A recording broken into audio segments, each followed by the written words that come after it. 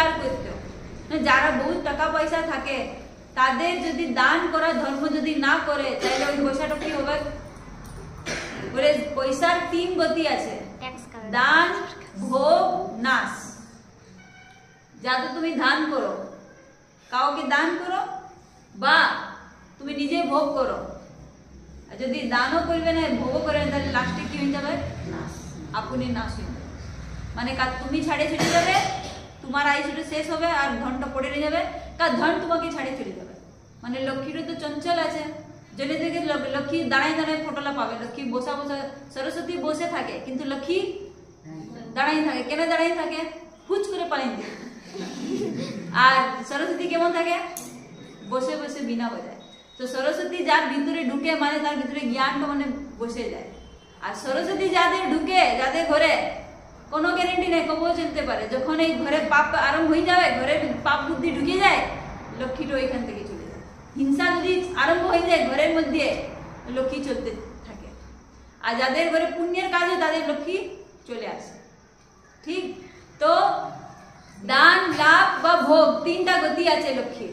কারণ তুমি দান করো কা নিজে ভোগ করো, তো আমরা নিজে তো ভোগ করতে পারিও না, ওই জন্য। আর ভোগ করলে কোনো পুণ্য কাজ হবে না, কিন্তু দান করলে এই জন্মে তো লক্ষ্মী আসবে, পরে জন্ম লক্ষ্মী আসবে। দানের এত মানে পুণ্যের কাজ আছে। তো তোমার যতটুকু আছে তার মধ্যে তুমি যদি, যাদের কাছে কিছু নাই তারা কি যদি দান করে, তাইলে তোমার কি হবে? পুণ্য কর্মের বন্ধ হবে। এবারে দান কেমন করতে হয় সেটাও আমরা জ্ঞান পাই এই কাহিনী থেকে, যে দান কেমন করতে হয়। তো এই হাত যদি দান করে, তো যেমন এই হাত না জানতে পারে দান কেমন করতে হয়। এই হাত যদি দান করে তো এই হাত যেমন না জানতে, মানে কাউকে দেখায় বা নাম করার জন্যে, বা কীর্তি লাভ করার জন্য, লোক যেমন আমার সবাই यश করে কীর্তি, বাহ কত ভালো লোক, এমনি লোক আমাকে ভালো নাম দিলে, ওইটা দেখাবার জন্য এমনি দান করবার নাই। যাদের কষ্ট আছে তাকে চুপচাপ দান করে দিবা। এবার যদি ভাবো কে কারো কোনো পাপের এমনি উদয় হইল আর খুবই বড় লোক, গরিব লোক হয়ে গেছে, এবার ও তো কারো কাছে হাত তো এমনি করতে পারবে না। তো এইবারে যদি ওই লোককে যদি তুমি সবাই সামনে যদি দান করো তাহলে ওর কত খারাপ লাগবে।